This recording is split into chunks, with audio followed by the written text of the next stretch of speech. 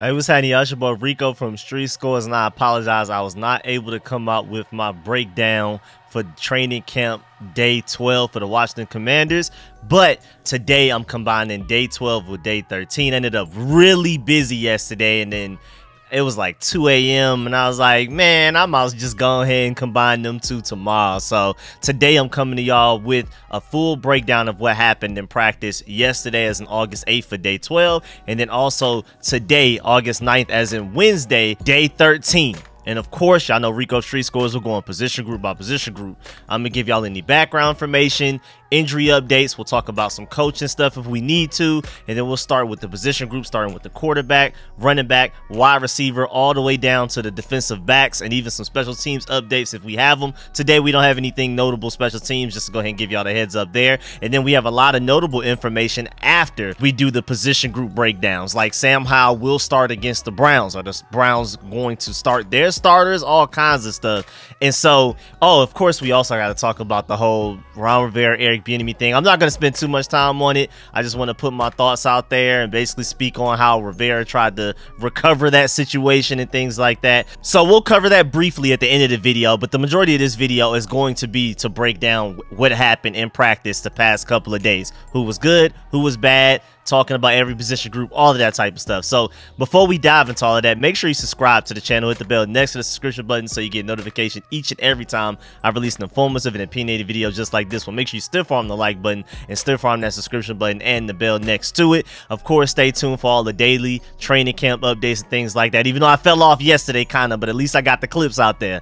So I had to combine these two today. Be on the lookout for all of the rookie film sessions. Again, I'm about to go ahead and schedule the live stream for Friday because I will be live streaming during that preseason game, doing a live watch party and all of that, breaking down everything that's going on. I'm really excited about that. And of course, man, stay tuned for all of the content. Without further ado, let's get it. You tell your family you're going to be a commander.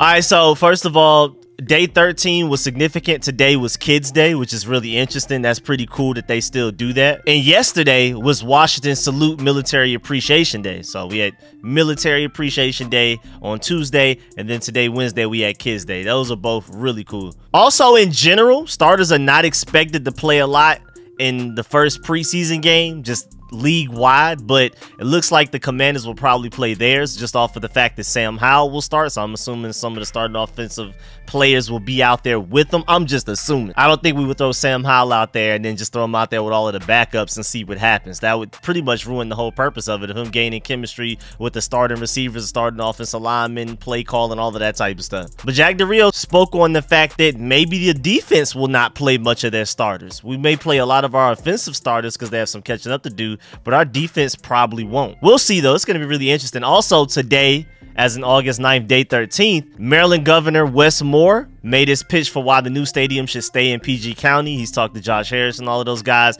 And also, Virginia Delegate Suis Subramaniam, I think that's how you pronounce that, was also there. And both spoke to Jason Wright, and also Mitchell Rails was there as well, and he spoke to all of those guys. So it was a very political day for Commanders practice. Those guys were there watching practice, everything, shaking hands, talking to the fans. And again, of course, Maryland Governor Wes Moore was there more so to basically talk about how he wants the new stadium to stay in Prince George's County, and he's had extended conversations with Josh Harris about it already. And then was talking to Mitchell Rails today. Also, a really cool moment from Mitchell Rails at the beginning of today's practice. A fan yelled, "Thank you, Mr. Rails. Thank you for saving us." And then Mitchell Rails yelled back, "Thanks for coming back." Basically, like, I mean, a lot of these people know that the fans were gone. Boy, so many people were boycotting the Commanders, whatever you want to call them, the burgundy and gold, mostly because of Dan Snyder. Now, with new ownership and a real hopeful team, a real optimistic team that seems like that we can finally start to go to the playoffs and win consistently on the field and off the field, a lot of the fans are coming back. I'm happy that Mitchell Rails is also just thankful back to us. Like, man, thanks for coming back and supporting us, because man, it just wouldn't feel the same if it were the same exact fan support that has been the past couple of years. It's definitely a new thing going on right now where we should actually finally have some home field advantage. So shouts out to the new ownership, but also shouts out to all of the fans, all of y'all as well, is what Mitchell Rails is trying to say. And then Mitchell Rails had a cool moment where he went over to meet with the guy, shake his hand, talk to him and everything. So that was really cool, man. He didn't have to do that. Josh Harris, Mitchell Rails, and Magic Johnson all seem likable. Also, before we dive into practice again, I've said this several times, but I just want to like do a deep dive into it right now. I try to talk about a lot of the notable things that happen in practice. So changes, surprises, things that shock me, really good plays, really bad plays, no matter who it's from, because we generally know who our great players are. So again, I try to talk about what's shocking, what's a stock up, a player that surprised us in a good way or surprised us in a bad way, and things like that. And then on top of that, there are just certain position groups that you're kind of happy that we don't hear a lot about and we don't get a lot of information on, because like running back, we don't hear a lot from them. It sounds like they're just handling business and not fumbling the ball.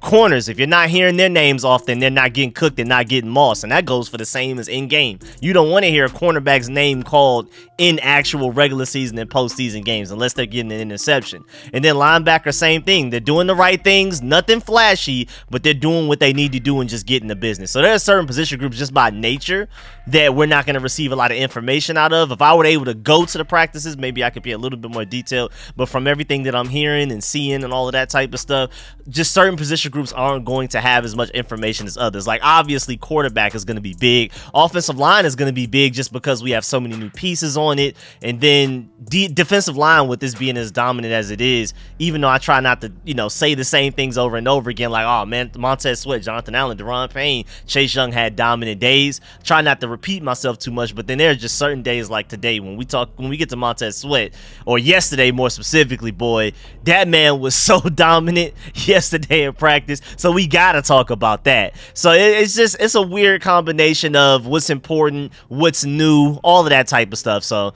I just try to keep things fresh. Now, before we dive into everything, injury report wise, at one point Chase Young ran off the field and headed inside the building yesterday in practice. Then he came back out, returned to the sideline, and then he went right back into full team drills like nothing happened. And then he was fully healthy and 100% ready to go today, as in practice on Thursday as well. So something happened yesterday. I don't know. They checked on it. He's good to go 100%. I'm not worried about it. Also, Chris Paul continues to work as the starting left guard in 11-on-11s, team drills and stuff like that. Sadiq Charles is the starting guard when it comes to individuals, which is weird because I'm not exactly sure why we're still doing that. Like, if Chris Paul is looking good out there, why are we even bothering with Sadiq Charles when, first of all, I mean, maybe he looks good, but does he even look as good as Chris Paul when healthy? And then the problem is, when healthy, if healthy, can we depend on Sadiq Charles to start a full 17-game season? If not, I mean, I don't even see him making it to week 5 just by the way that his history is shown so far since we drafted him. I love his talent, but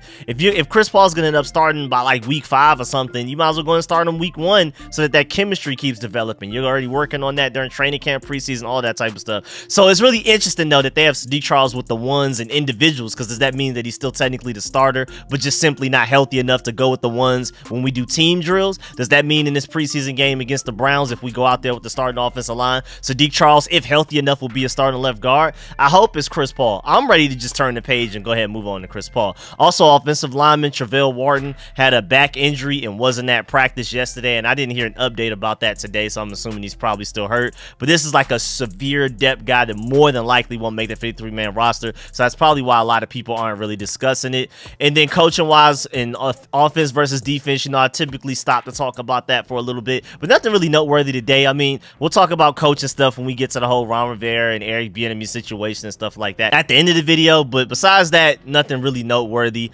And then moving on to quarterback, man, Sam Howell, man, he is on a hot streak. These past 2 practices have been his best 2-day stretch, 2-practice stretch in a row of training camp by far. Now, maybe none of these days individually were his best days of training camp, because you could argue that one of those practices a few days ago may have been, but if we're talking on a 2-day stretch, this was easily by far his best 2-day stretch. He looked like a starting quarterback that could take us to the playoffs these past 2 days, making ridiculous throws and stuff like that. Again, the difference between Sam Howell and Jacoby Brissett is that Jacoby Brissett is more consistent. Sam Howell is far more talented. And it's way easier to teach Sam Howell to be more consistent than to teach Jacoby Brissett to get some talent that he just doesn't naturally have. It's just, you can't even teach that. You can't teach the things that Sam Howell does. You just literally couldn't. And now that Sam Howell's becoming more consistent, it's just pretty much, yeah, it's obvious that he's QB1. I mean, he's already QB1. It's not a real honest QB competition, but at the same time, now that he's becoming more consistent, Jacoby Brissett is just pure backup. Only if there's the injury, that's it. But while Eric Bieniemy was discussing the whole Ron Rivera comments and players being uncomfortable and all of that type of stuff and practice being too hard for him, in that interview, in that press conference, when he was replying to that and firing back at that, he said, quote, "Sam's actually doing a hell of a job. I've seen the growth. You can see when he's confident, he's releasing that ball. It's a thing of beauty," unquote. And that's great praise, because when Eric Bieniemy first became the offensive coordinator, he had some really like generalized praise for Sam Howell. Like, yeah, he looks good. I liked what I saw from that Cowboys game and stuff like that, but he didn't really dive into specifics that much. But now that Sam Howell has improved on his footwork, his accuracy, his ability to read the field, and then his arm strength and his arm talent and the ability to make throws that no other quarterback on this roster can even try to hope to make, Bieniemy's now becoming more specific with this praise for Sam Howell. And that's really notable, because that means that Sam Howell is really going out there and earning it. It's not just coach speak. At first, when Eric Bieniemy first got here, it was probably a little bit of coach speak, like, yeah, let me talk up the potential starting quarterback, because I already know when they were doing a job interview with me, they said, the Commanders came out and said, Ron Rivera said it, that when they were interviewing defensive coordinators, one of the questions was, what are you going to do with Sam Howell? How are you going to develop him and design an offense around him? So Eric Bieniemy coming in and accepting the job already knows that Sam Howell is more than likely going to be a QB1, or at the very least given a great chance to become that guy. So accepting the job, he's like, yeah, let me go ahead and give him a little bit of praise, but nothing too deep, nothing too crazy. But now he's giving them very specific high praise, which shows that Sam Howell is going out there and earning the respect and the attention of an Eric Bieniemy through actual hard work, not just simply because of his title of QB1. He's actually going out there and earning it with this play on the practice field. We got to see what he does in preseason, joint practices, more preseason and regular season, and hopefully some postseason as well. Also, I like the fact that Sam Howell, if he does have a bad practice, not relevant to this situation, because again, both of the practices we're discussing today, he was great. Not even really like up and down, really. He was like just straight great generally throughout both of them. But I like the fact that typically when he has a somewhat bad practice, he comes back, bounces back, and balls out the very next one.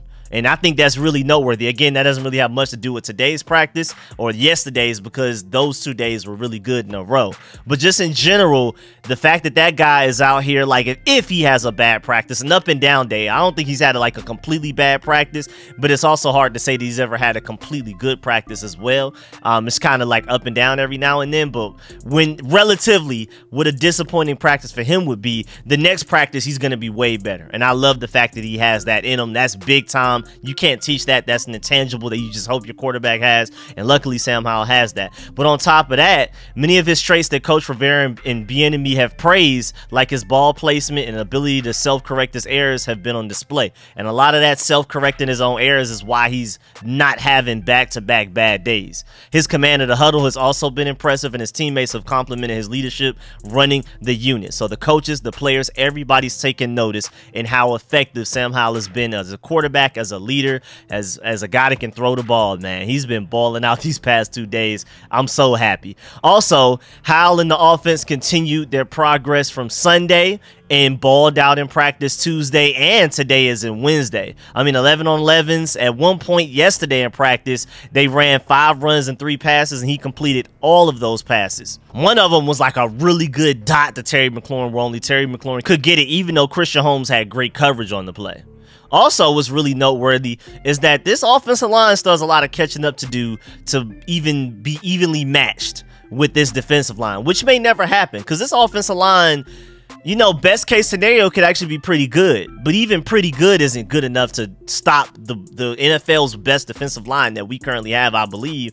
But at the same time, man, there's a lot of times where Sam Howell is scrambling and having to run away from pressure, and without even being able to set his feet, he's delivering accurate throws on the run. And that's huge, because first of all, that's just great to have as a quarterback in general, but especially an offensive line right now that's still working out a lot of the kinks, trying to build chemistry again.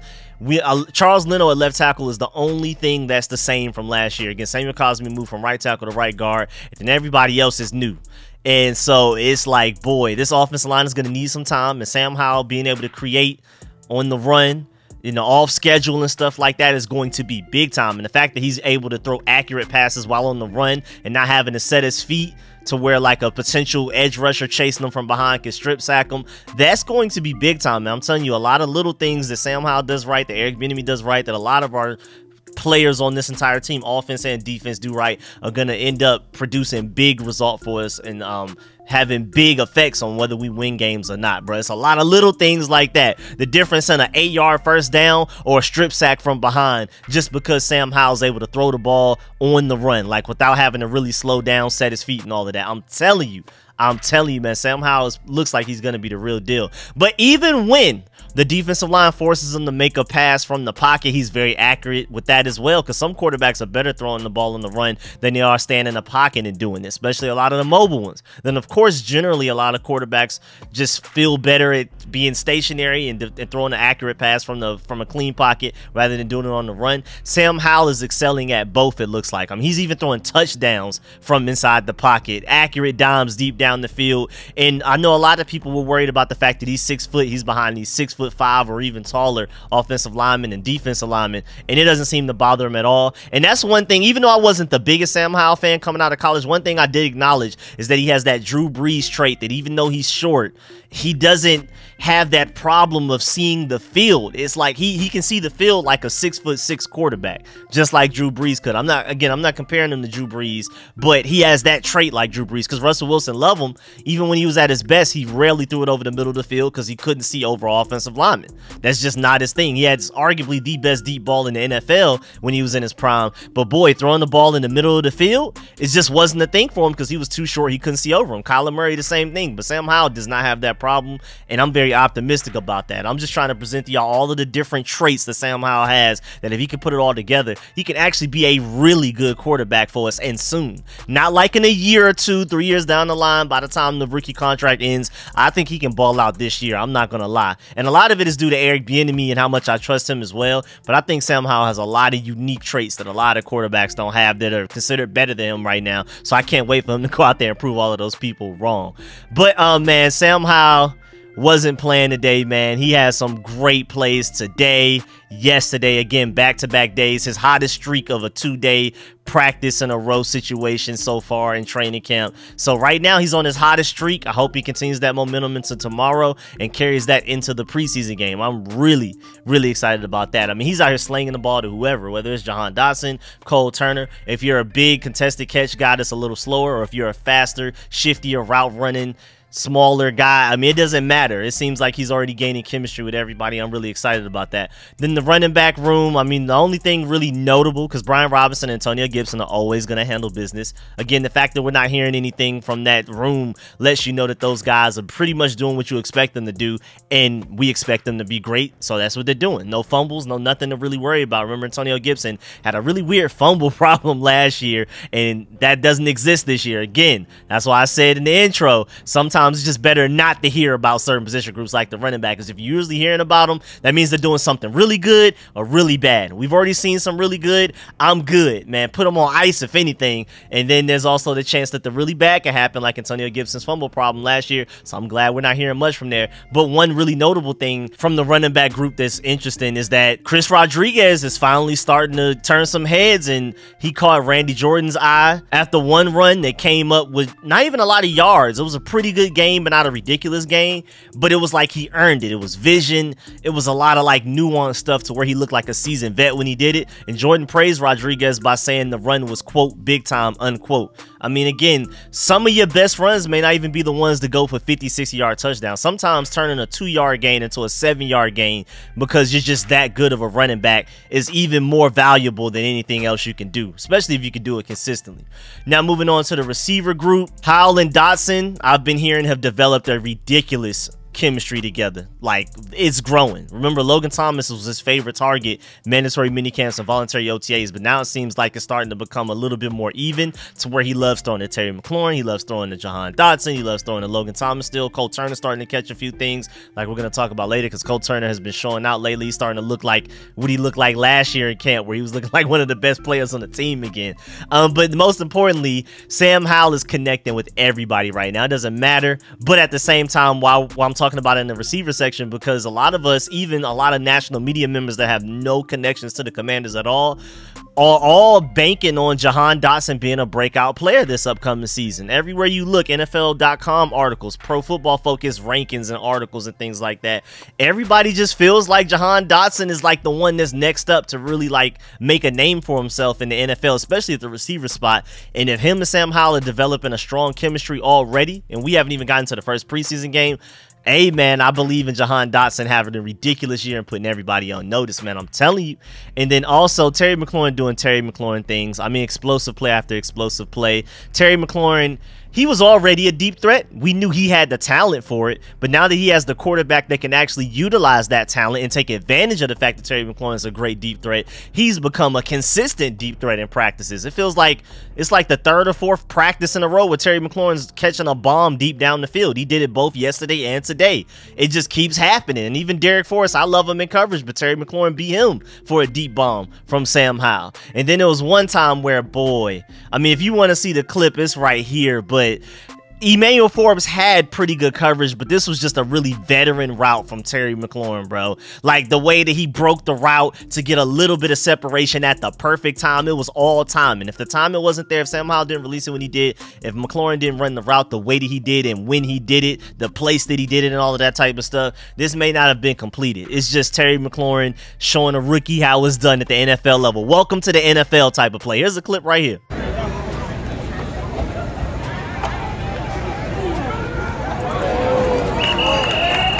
And the fact that Emmanuel Forbes ended up kind of falling at the end makes it look worse than it actually was. That was just a really ridiculous route from Terry McLaurin right there, dog. I don't know if a lot of people really noticed it, but that route was absolutely ridiculous.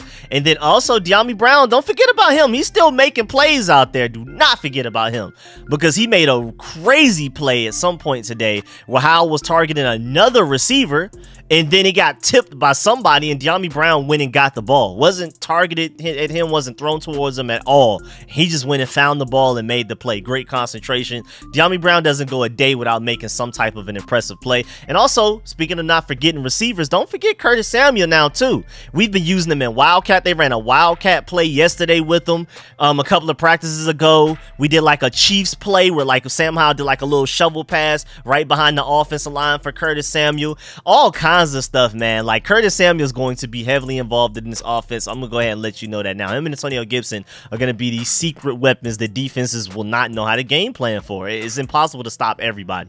Also, don't forget about Casimir Allen. When we talk about this receiver competition, 9 receivers fighting for the last 2 spots, because again, you already have the locks of Terry McLaurin, Jahan Dotson, Curtis Samuel, and Dyami Brown, the guys we've already talked about. After that, you have 9 guys fighting for 2 spots, and Casimir Allen has been trying to make his name known. Now, Mitchell Tinsley, you can argue out of anybody fighting for one of those last 2 spots, has made the most plays in camp, which bodes very well for him. The only problem is that, you know, I don't really see him being this super versatile, can play the X, Y, and Z guy, and I also don't really see him being much of a special teamer. So like it's just going to be purely just off of the fact that he's balling out if he makes a team. Whereas you have a guy like Casimir Allen who's been having a great training camp, and even in yesterday's practice he had touchdowns on back-to-back plays. And then this is also the same guy that's competing for the starting punt return job over Dax Milne and a list of other guys. So hey man, Casimir Allen, way to go out there and be noticed, because Ron Rivera just said a few practices ago,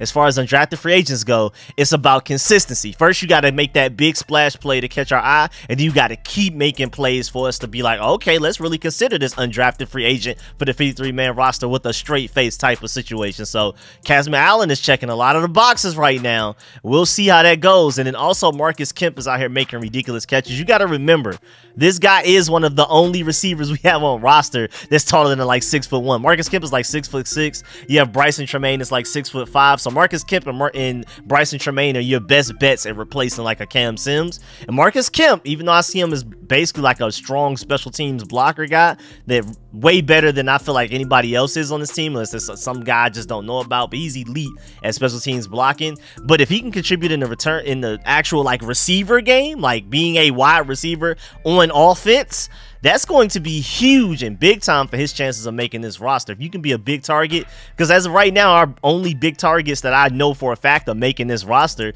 are our tight end group, Cole Turner, Logan Thomas, Curtis Hodges, and guys like that. We don't have anybody in the receiver group above 6'1" that we can truly see being that big jump ball guy consistently. Now, Ron Rivera did say, and we talked about this on my training camp breakdown, I believe it was 2 days ago, my last one that I did, where Ron Rivera said something to the extent of Dyami Brown has been playing so well that maybe he'll be our big body guy. But again, Dyami Brown's only like 6'1", so I mean, yeah, that's great and all if he can go up there and be a contested catch guy.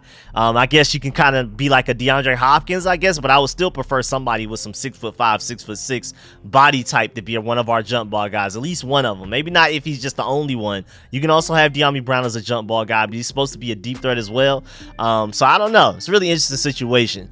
Then moving on to the tight ends, like I already foreshadowed earlier, man, Cole Turner has been putting together a really good camp, and yesterday was just one of them days. He had a good day today as well, but yesterday was one of the days that he really stood out. He was making catch after catch after catch, doing toe tapping grabs, toe dragging grabs by the back of the end zone and things like that, bruh. He's literally looking like Cole Turner from last year. But, I mean, will it actually mean anything when we get to the regular season? Will he still be that guy? I feel like a lot of the problems last year for him were the fact that he got hurt, then also Scott Turner being your offensive coordinator, Carson Wentz, Taylor Heineke being your quarterbacks, and then the offensive line being so bad that even as not a big of a fan as I was of Carson Wentz and Taylor Heineke, those guys didn't have enough time to throw the ball anyway. So I'm really happy to hear that Cole Turner is back to looking like his old self from last training camp, and hopefully with Sam Howell at quarterback, a revamped offensive line, hopefully, and Eric Bieniemy is your offensive coordinator, I think we can finally get the greatness out of Cole Turner that we were hoping and expecting last year after the training camp he had last year. But also, I like the fact that Cole Turner was getting targeted a lot in these past 2 practices, like a lot. He had 3 or 4 passes yesterday alone, and Ron Rivera and all of those guys have talked about how they're going to get the tight ends heavily involved in this offense, especially while Sam Howell, I mean, Sam Howell looks really good. He's way further ahead in his development than I ever imagined he'd be at this point. He's way better August 9th. If you would have asked me back in December how good I would have felt Sam Howell would have been August 9th, it would have been way worse than what he actually is right now. But he's still not a finished product. I want to keep emphasizing that to people. He's not a finished product. He's way further ahead, and he's way better than I expected at this point. But he's still not finished. So I think we're going to have a lot of run. Like, I think we're going to be heavy run and heavy target the tight ends. Now, we have a lot of explosive receivers. We'll get them involved as well. But I think it'll take till later, like middle of the season, when we start to really attack people and throw the ball more than we run it. I think we'll probably still run the ball more than we throw it potentially to start off. And that's why these tight ends being such great targets is going to be huge for us. Also, the fact that tight ends are being able to block is going to be huge for us as well. That's going to be big time because, again, like I always say, man, dual threat tight ends change your entire offense, changes the defense that you're going against. Because if you have a tight end on the field that can block and catch, now the defense doesn't know what you're doing, and they're like wondering, they're confused. They can't focus on stopping one thing. Remember, I mean, I used to love Jordan Reed and Vernon Davis, but when they're on the field, you knew we were passing the ball, because if we ran it and we decided to run it their way for any crazy reason, that run play was going to get stuffed up immediately. And then if you brought anybody else like Jeremy Sprinkle out there, you knew we were running the ball, because throwing him the ball was just pointless with the Butterfingers. So I like the fact that we're starting to finally have some dual threat tight ends to where when they're on the field, the defense doesn't know what's exactly coming to them. They're having to play balanced defense, which allows it to be easier for the offense to attack a specific area. If you want to run the ball, if you want to throw it in the middle of the field, throw it to the sideline, throw it deep down the field, underneath, whatever, with the defense on their toes and having to stay balanced and worry about and think about everything and not focus on stopping a set few things, it's going to make running your offense way smoother and easier for Sam Howell and Eric Bieniemy. But back to my main point, man, John Bates has some great blocks. He's been blocking really well as expected. That's his main attribute, the thing that he contributes to the team right now the most. But also, most notably, Curtis Hodges has been doing really well with blocking as well. And I was hearing that he was improving in blocking early in this offseason, but now, like, training camp, he's doing some really good blocks, and he was the reason why Chris Rodriguez was able to pick up a really nice gain at one point in practice. So, hey, man, keep that in mind. This tight end group, even though it may not be the best in the NFL, and even though I agree with a lot of y'all that we should have brought some guys in free agency, draft, maybe even both. But right now, with the way that everybody's improving, Logan Thomas looks healthy. I mean, he hasn't really practiced in the past couple of days, but they're just being overly cautious. But when he was out there, he was looking like his 2021 self again. Cole Turner looking like his old self from old training camp last year. And then Curtis Hodges is only getting better. This tight end group might be something deadly, and John Bates is going to be John Bates. And then moving on to offensive line, again, like I said earlier, Sam Howell is having to run for his life a lot of the time. So overall, the defensive line is easily beaten up on the offensive line, but the offensive line is getting better. Like, Sam Howell is looking more and more comfortable at playing guard every day. During red zone drills, he had a really good pull block on Jamin Davis, which allowed Brian Robinson to break free on the right side and had a really good gain there. That's the difference between this offensive line and last year's. We have guys that can pull with a straight face when it comes to screen game, when it comes to the heavy run where we need a guard to run over and pull for us. Chris Paul and Sam Cosmi are athletic freaks, like 9-point-somethings on the RAS scores. Like, I think Chris Paul was like a mid 9-point-something. Samuel Cosmi was like a 9.9-something, like one of the most athletic offensive linemen ever drafted to the NFL type of stuff. So now, not only because of Eric Bieniemy being our offensive coordinator and scheming up screens and working on the timing for it to be better just in general, but now we have the offensive lineman that can also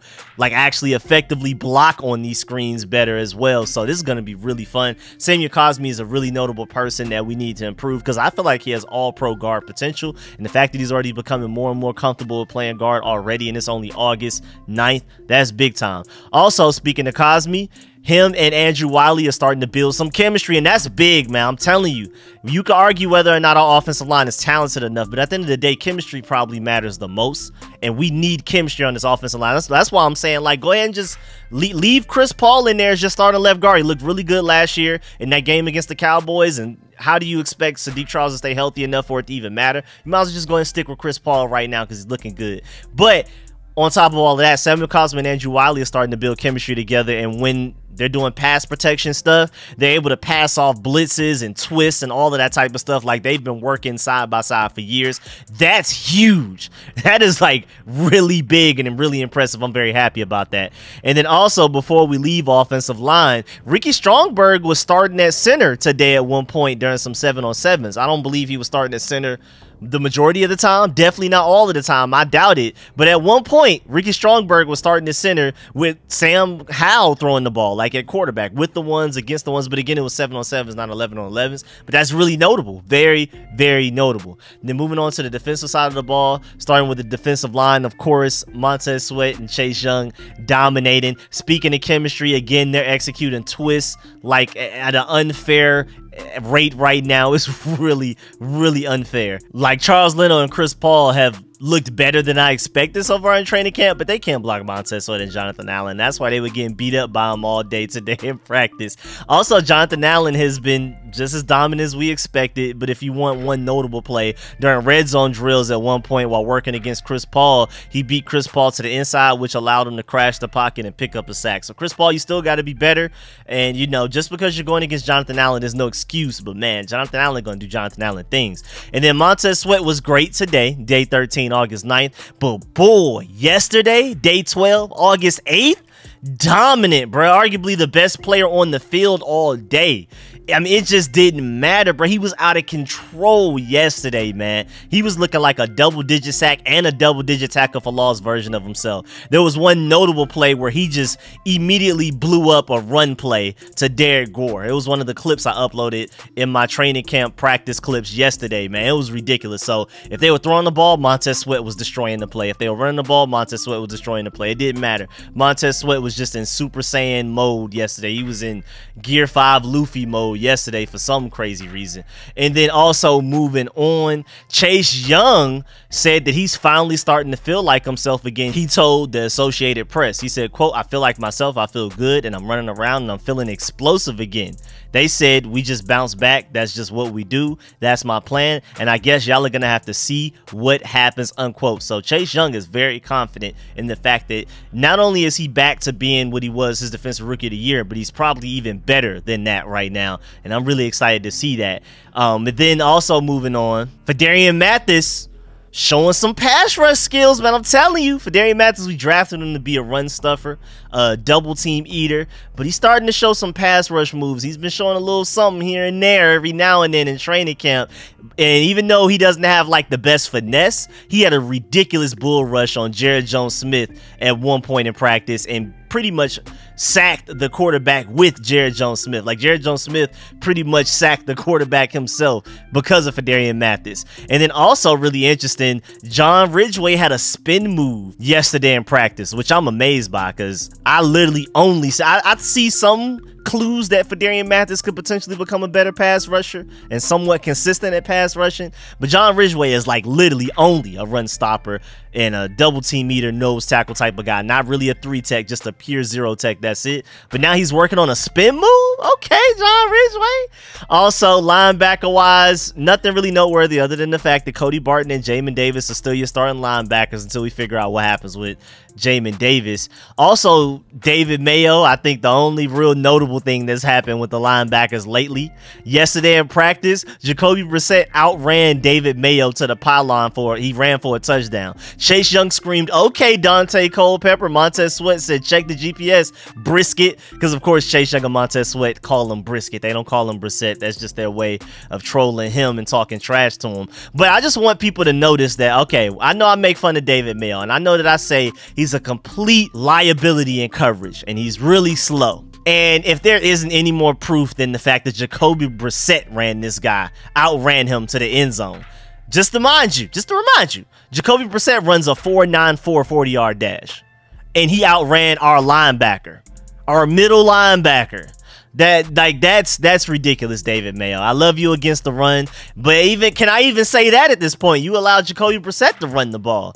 So I don't know. Moving on to the DBs, not a lot of notable stuff, but Jack Del Rio did say that Emmanuel Forbes is, quote, "very twitchy, very fast, but he's also very smart, and the combination of speed, quickness, and intelligence is great to get in a player. Sounds like he has all of the traits you need to be a lockdown corner. I can't wait to see it." And then Danny Johnson's having a great training camp right now, getting some really good pass breakups and everything, man. I'm really excited about Danny Johnson. Again, I keep saying it. He's like a 52 overall until we hit November, and then he turns into like an 82 overall. I don't know what it is. I don't know what happens through the first half of the season where he's just so terrible, most notably in the preseason last year against the Baltimore Ravens, backups of the backups of the backups. They pretty much had no chance of making the team. We're cooking them, and then he comes in November when we need him to start in the slot, and he's balling out against NFL starters. I don't understand that guy. I don't know if it's just a matter of motivation. I have no idea. But Danny Johnson, I'm glad to hear that you're starting off on a high note now, because if he's an 82 overall now, does that mean he's going to become a 92 overall by November? Or is this just where he's at? He's just already at 82 overall form, and we can just expect him to stay there. I don't know. That sounds more realistic, but we'll see. And then lastly, before we get up out of here, some random news. Jack Del Rio did say a lot in his press conference. One of the more notable things is that he said he had 2 priorities for the defense this offseason. First, he wants to see the unit start faster in 2023, which has been a big problem for the Commanders in previous seasons. I mean, just forever, even going back before Ron Rivera, boy, we have slow starts. The defense has finished in the top 5 in terms of yards allowed 2 of the last 3 seasons, but lackluster performances in the first 6 weeks left the team playing catch up the rest of the year, and I completely agree, man. And Jack Del Rio basically says a lot of it is just mental mistakes, and we just got to start fast, not only physically but mentally. And then the second issue is for the Commanders is that they have no turnovers. We just do not get turnovers. It's amazing that we always finish up with a top 5 defense with 1 no turnovers, and again, these really slow starts. It's amazing. If we were to play from start to finish week 1 to week 18 the top 5 defense that we do the second half of seasons, or literally the last 2/3 of seasons, we would be arguably the best defense in the NFL. And if you add getting turnovers on top of that, come on, dog. So that's why we drafted Emmanuel Forbes and Quan Martin, literally just for those turnovers, man. We need that. And again, we have to start fast, dog. That starting slow stuff, especially against arguably the easiest opponent on our schedule, the Cardinals, week 1. Man, we got to go out there and go crazy. Now, Rivera, after practice today, addressed the whole chaos from yesterday. He said, quote, "I met with Eric and we had a great conversation," unquote. "And thank you for at least manning up about it and apologizing." He said, "I wasn't as clear as I needed to be. That's on me." And again, he met with Eric Bieniemy and all of that type of stuff. He said his comments took on a different life than he intended. Said he likes how they responded to earlier concerns. Quote, "You have to learn to be comfortable with being uncomfortable. Guys on that side of the ball, they've been uncomfortable. There's been a lot of change," unquote. He's talking about the offense because it was offensive players that were complaining about Eric Bieniemy being too hard of a coach and stuff like that. And it's just like, I'm glad that Ron Rivera at the very least sees it as, man, hey, that's growth. If it were easy, that means you're not getting better, and I'll at least take that. And also, Rivera said that the players have embraced the message and that the offense has had their 2 best practices after he said that. So that's really notable and interesting. I didn't like the fact that he said it. I thought it was really stupid and unnecessary. But if the offense, I'm just going to take his word for it, and it looks like it. I mean, I know Sam Howell had his best 2 days. I'm not sure about the entire offense as a whole. I know the offensive line is improving. I know the receivers are going to do what they do. The tight ends are going to do what they do. But if the offense truly has had their 2 best practices after he said that, and that sparked something under him, then cool, I'll take it. But I thought it was incredibly stupid and unnecessary for him to say it. Because, again, I think, yeah, what he said was unnecessary, but my biggest problem with it was not necessarily like what he said or any type of divide being created in the locker room. I don't really see that. My problem is that everything's being blown out of proportion completely. I mean, you have everybody everywhere talking about it. You have Warren Sharp writing articles about the chaos behind the team. You have Booger McFarland and all these guys talking about how the Commanders players are soft, and there's already turmoil in the team, in the locker room between Eric Bieniemy and the players, making it sound way worse than it actually ever is. And it just seems like we can never stay out of the news for something. There's always something. We just can't go 2 weeks, let alone a month, without something bad happening. Even after Josh Harris has bought this team, it's always something. Jamin Davis, jail, whatever he got going on. It's just always something random. And this was a new one. I mean, you even have Tyreek Hill coming out here to defend Eric Bieniemy as if like the Commanders players hate him or something. Like, this literally, Ron Rivera, this is you did this, basically. That's my main problem with Ron Rivera with this whole situation. You got everybody panicking over it. It was like literally the talking point of a lot of ESPN shows like First Take and NFL Network, all kinds of stuff. It was literally everywhere yesterday, thanks to Ron Rivera. Again, I do see his point that a lot of it was blown further than what he meant it to be, but that's how the media works. So thanks for the distraction, Ron Rivera. But again, if it sparks something under our players or under our offense specifically to go out there and become better, then I guess I'll take it as a win. But boy, stop doing that, please. And then you have First Take out here. They don't even that the chaos is so chaotic that they have Eric Bieniemy entering his 2nd season on TV. Shouts out to my boy Bleeding Burgundy and Go at Bleeding B&G for pointing this out, for even watching First Take to even catch this. Because I mean, I might listen to it on a podcast, but I don't really sit at home and watch First Take.